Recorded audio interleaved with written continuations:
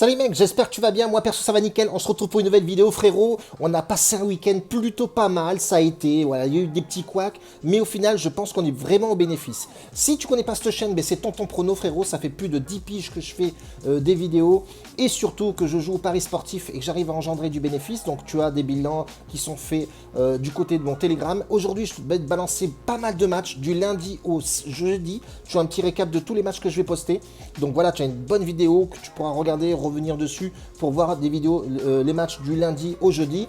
Et si tu veux nos mises nous personnelles, tu as le Telegram ici dans le lien de la description. Tu peux avoir mes pronostics à moi, perso, si tu veux intégrer notre groupe Telegram. Tout se passe en dessous de la description. Et si tu n'es pas encore abonné, je te laisse t'abonner juste là. Bang, mets-moi un petit pouce pour le référencement. Fais péter la jauge, bordel. Si tu veux la vidéo pour vendredi, samedi et dimanche, il faut atteindre les 110 pouces, les frérots, je vous fais confiance. C'est à vous de jouer pour ce coup-là, bordel. Alors, premier match, on a sélectionné, nous, perso de notre côté, Sampdoria qui rencontre l'AS Rome.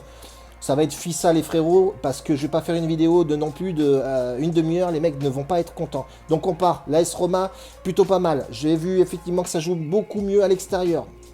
Ils sont classés 6e. Mourinho, il est un peu dégoûté. 6e, c'est pas forcément le top, mais doucement, piano Vassano, parce que il reprend cette équipe. On voit vraiment qu'il y a un bon élan. Il kiffe Dybala. Il est extraordinaire, Dybala, en ce moment, du côté de l'AS Rome. Et il y en a un Sampdoria qui est dégueulasse, qui prend beaucoup de buts. Dernier du championnat, 17 buts encaissés pour 9 matchs joués. Il y en a un AS Rome qui est plutôt pas mal en attaque aussi. 12 buts, ouais, c'est pas mal. Sur 9 matchs, ils se prennent 9 buts, un but par match. Ce match-là m'intéresse. On part sur la Roma, plus 1,5 but dans le match. Donc la Roma doit gagner le match et doit scorer dans le match. Il doit avoir 2 buts dans le match. Ça sera notre premier pronostic pour ce match-là. Villarreal ou Osasuna, pareil. Alors, Villarreal, aujourd'hui, ils sont classés... alors, Villarreal, ils sont 9e, Osasuna 8e. C'est en dents de scie, hein, les résultats. Hein. Franchement, honnêtement, c'est pas forcément le top. On a un état de forme de ces deux équipes-là. On peut voir effectivement que ben, c'est pas forcément le top des deux côtés. Hein. On a Osasuna qui est 11e en termes de forme. Et il y en a Villarreal qui se classe 13e. C'est en dents de scie sur ces deux équipes-là. Sur les 5 derniers matchs, on peut voir effectivement que Villarreal est plutôt pas mal. Ils ont gagné leur match en Europa League. Il y a un peu de mieux, mais c'est pas forcément le top. Il y en a Osasuna aussi qui est en dents de scie. À 2 défaites pour un match nul, 2 victoires. C'est pas forcément le top. Sur ce match-là, personnellement, Villarreal à domicile, ça reste très costaud. Perso, je partirais plus m'orienter sur un Villarreal, mais attention, Osasuna, c'est une équipe qui est un peu titigne, qui titigne un petit peu. Je partirais moi sur les deux équipes marques, la cote est plutôt pas mal, elle est descendante, elle est 1,92, 1,87 et elle est à 1,86 maintenant. Donc on part sur les deux équipes marques sur ce match-là. Donc on a bouclé lundi, on passe sur mardi. Mardi, Retafe, Atlético Bilbao, ça enchaîne les frérots, ça part mais au taquet. On part Retafe, donc à domicile. J'aime bien regarder les états de forme des deux équipes pour voir un petit peu l'ambiance, comment ça se passe. L'Atlético Bilbao est bien plus en forme. Ils sont 5e sur le classement de la forme. Ils sont 9e, Retafe. En termes à domicile, état de forme à domicile, donc Retafe, en ce moment, c'est pas forcément le top. Hein. Ils sont à la 17e place des équipes à domicile. Ils se prennent 8 buts en 5 matchs. Ils ont perdu 3 fois. Ils ont fait un match nul, une victoire. C'est assez chaotique. À l'extérieur, Atlético Bilbao, je sais qu'ils sont pas mal. Ils sont 5e. Ils ont quand même réussi à faire 2 matchs gagnés et pour un match nul. Donc on a un Atlético Bilbao qui est un peu plus costaud que cette équipe de Retafe. En termes de goleador, en termes de joueurs excellents du côté de Bilbao, c'est Williams qui est plutôt pas mal. Il a inscrit 3 buts pour l'instant pour son équipe, donc c'est plutôt sympathique. En termes de victoire extérieure, on voit effectivement que Bilbao se déplace vraiment très bien. On peut effectivement voir que c'est 3 victoires pour un match nul et une défaite. Donc on voit effectivement que Bilbao se déplace vraiment très bien du côté des terres de Retafe. Même si Retafe à domicile, c'est pas forcément le top. Sur les 5 derniers matchs, c'est 3 défaites, 1 nul pour une victoire. Mais elle encaisse quand même pas mal de buts. Ouais, on peut voir effectivement qu'il y a un peu de buts encaissés. Ça reste quand même serré, quand même, ces deux équipes-là, quand elles se rencontrent. C'est pas forcément le top en termes de buts. Mais je pars nettement plus sur Atlético Bilbao qui devrait s'inscrire fortement sur cette équipe-là. Donc je fais Atlético Bilbao en double chance avec moins de 4,5 buts dans le match. La cote ne va pas être extraordinaire, mais vraiment histoire de prendre ce match-là pour le mettre dans un combiné, ça peut le faire. Donc Atletico Bilbao en double chance avec moins de 4,5 buts dans le match. On part sur Brighton-Nottingham. Les frérots, Brighton a une équipe très séduisante, les mecs. En Angleterre, elle est vraiment très très bien cette équipe. Franchement, ça joue vraiment propre avec un petit Belge qui m'intéresse fortement. Et on peut voir effectivement que Brighton se classe à la 7e place pour un Nottingham qui est dernier du championnat. C'est vraiment dégueulasse. Alors, Brighton va vouloir se refaire. Voilà, ça fait déjà 3 matchs consécutivement parlant où c'est pas forcément le top. 2 défaites pour un seul match nul. Donc Brighton va vraiment réagir, je pense, sur ce match-là. Surtout à domicile, il faut vraiment remettre les pendules à l'heure et gagner ce match-là, absolument. La cote est à 1,38, elle n'est pas forcément top, mais moi je vois pas mal de buts sur ce match et je pense qu'ils vont se réveiller, je pense que ça va scorer plutôt pas mal. Je m'orienterai plus sur un over 2,5 buts sur ce match, je pense que ça va scorer et la cote est à 1,73, elle est plutôt sympathique. On a fini avec mardi, on passe sur mercredi, les frérots. Bradford qui joue Chelsea, Chelsea qui est vraiment très très costaud, qui reprend du poil de la bête depuis le départ de Tuchel. C'était pas forcément le top, il y a vraiment, c'était coup-ci coup-ça. On avait peur qu'effectivement 2 matchs perdus ou 2 matchs non joués du côté de Chelsea, ça repart du feu de Dieu, les feux sont au vert, c'est plutôt pas mal. En termes de classement, on est vraiment bien du côté de Chelsea, ils ont fait une bonne recrue avec Aubameyang qui claque plutôt pas mal. On a un Chelsea à la 4e place et surtout une équipe de Bradford qui reste dans le ventre mou du classement de ce championship, des premières ligues, pardon. Et on peut voir effectivement que Chelsea doit absolument engranger du point, sinon les mecs au-dessus vont s'envoler, ils vont être un petit peu en retard et ça va être compliqué de revenir. On sait très bien que la première ligue, c'est très compliqué, c'est un championnat qui tabasse à mort, donc il faut engranger du point. En état de forme, on le sait, Chelsea est 2e en état de forme, une belle attaque, 10 buts marqués pour 4 buts pour les 4 derniers matchs, pardon, et que 4 buts encaissés sur les 5 derniers matchs. Donc c'est une équipe qui prend très peu de buts, belle défense, une belle attaque. Bradford, c'est aléatoire, 4 buts encaissés, 4 buts marqués, ça reste très léger pour le Bradford, même s'ils ont bien, je me suis trompé, c'est plutôt 8 buts marqués, donc c'est plutôt pas mal en 5 derniers matchs, et les 10 buts encaissés, donc voilà, c'est là où je voulais en venir, ça encaisse plutôt pas mal du côté Bradford.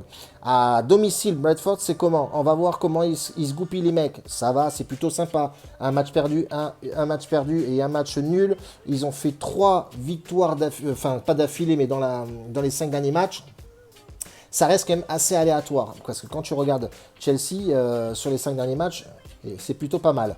Donc on va regarder à l'extérieur, ouais, 3 matchs gagnés pour 2 matchs perdus, donc on a un Chelsea effectivement qui performe un petit peu. Voilà, à l'extérieur, ils sont pas timides, donc moi je partirais plus sur Chelsea marque 2 buts dans ce match. Je vois du golasso, et je pense que la cote des 2 buts de Chelsea doit être plutôt pas mal, on tombe dans les alentours de 1,70, donc c'est plutôt sympathique. Donc je partirai là-dessus, les frérots, sur Chelsea, le match de mercredi est plié. On va forcément prendre Liverpool, les frérots, qui ont fait un exploit. Enfin, même si c'est pas un exploit, ils ont gagné contre City 1-0. Honnêtement, avec un but de Salah, enfin ils se réveillent, enfin un but de Salah, ça c'est plutôt sympathique. C'est une bonne nouvelle pour nos poteaux de Liverpool. Pas mal de joueurs un peu en blessure du côté. On a Diaz encore qui est blessé au genou, Diego Jota qui est blessé, Keita qui est blessé, Matic qui est blessé, Chamberlain qui est aussi blessé, Konaté aussi, lésion musculaire. Bref, ils ont vraiment une armée de blessés du côté de Liverpool, mais ils arrivent quand même à faire du résultat, et ça c'est plutôt sympathique. Donc Liverpool doit absolument se réveiller, ils sont 8e, donc ça reste compliqué pour eux quand même. On a un West Ham qui est 12e. West Ham, ça va pas fort, hein. Franchement, honnêtement, 11 buts encaissés sur les 10 matchs, bon, ça va encore. 9 buts marqués, faible attaque. Je pense pas avoir de surprise sur ce match-là, même si la cote de Liverpool va pas trop m'intéresser. Oh, elle a 1,44. D'ici là, elle va peut-être encore baisser. Je partirai sur un Liverpool sec. Alors attention, on va me dire, ouais, tu mets des cotes assez faibles, machin. Non, les frérots, prenez ce match-là, tu le mets en combiné avec un autre. Je pense que Liverpool a de fortes chances de gagner ce match-là contre West Ham. Il faut absolument engranger du point, tout simplement. Voilà, absolument engranger du point, ça c'est la mission de Liverpool. Donc 1,44, tu peux la mettre en combiné et je vois bien Liverpool gagner. On a fini nos matchs pour mercredi, les frérots. On passe à la dernière journée, c'est jeudi. On passe sur Kalmar contre Matchbly, c'est ça? Matchbly, match suédois, pour la simple et bonne raison que Kalmar est très bien placé, équipe très sérieuse du championnat suédois. On peut voir effectivement dans le classement général que Kalmar se classe à la 4e place. C'est assez serré aussi au niveau des points. Pour ça que j'ai pris cette équipe-là. Il va vouloir absolument gagner du match à domicile. Et on a une équipe qui se déplace, Matchbly. On va l'appeler comme ça, même si je défonce le nom, c'est pas trop grave. 9e place. Et quand tu regardes les 5 derniers matchs, c'est dégueulasse. 2 matchs perdus pour 3 matchs nuls. Ils ont pris 29 buts en 26 matchs. Ils en ont marqué 26. Donc voilà, on a un Kalmar qui est plutôt en place. Et quand je regarde Kalmar à domicile, c'est très costaud. Et puis on a une équipe de Mladji qui se déplace pas très bien, donc moi c'est pour ça que je m'intéresse beaucoup sur cette équipe à domicile. Les feux sont au vert, la cote est assez sympa les frérots, pareil on peut la mettre en combiné aussi, voilà 1,62, elle était très élevée, elle était à 1,80, elle descend à 1,62, ça va que partir sur la descente, donc Kalmar à domicile, je pense que ça peut le faire, victoire sèche. Et on finit notre jeudi les frérots avec Barça-Villarreal. Le Barça qui s'est pris une petite déculottée du côté du Real Madrid pour le Classico 3-1 avec un Benzema en fire. Je pense fortement que Barça doit absolument gagner ce match-là. Sinon, ça va être terrible pour eux. Tout simplement, ça va être compliqué pour se relever. Donc, on partirait sur un Barça forcément à domicile très costaud. On peut voir effectivement que bon, il n'y a pas trop de blessés apparemment. Les derniers matchs joués du Barça, voilà, il va falloir vraiment qu'ils se réveillent. Mais un non-match côté Inter de Milan, ça a été un match très compliqué pour eux. Ils ont perdu à l'extérieur contre le Real de Madrid. Je pense qu'à domicile, ils devraient faire le match contre une équipe du Villarreal. Voilà, Villarreal qui n'ont pas non plus une équipe en ce moment hyper compliquée à jouer. Mais on a un Barça qui doit absolument prendre ces points-là. Voilà, ils n'ont pas le droit à l'erreur. Prendre ces points, c'est la base. Sinon, ils vont perdre.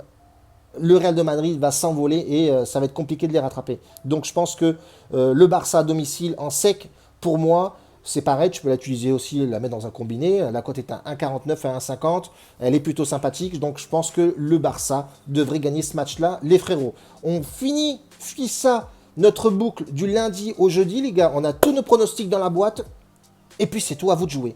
Mettez le maximum de pouces, 110 pouces les frérots, et je sors la vidéo pour le week-end. Vidéo du vendredi, samedi, dimanche. Et je balancerai dans chacun des matchs un buteur aussi, les frérots. Buteur, bien sûr, attention, jouez tranquillement, mesurez vos mises. On n'est pas là pour perdre notre caillasse. Donc, gestion de mise oblige. Et puis, c'est tout. Tu as l'ensemble, la globalité de mes matchs que je pense être pas mal. Donc, voilà, une analyse et des conseils. Si tu veux mes propres pronostics, frérot, mes mises perso, je te laisse nous rejoindre sur le Telegram. Et puis, c'est tout bordel. Un bacio a tutti, grazie mille les frérots. Ciao, la bise.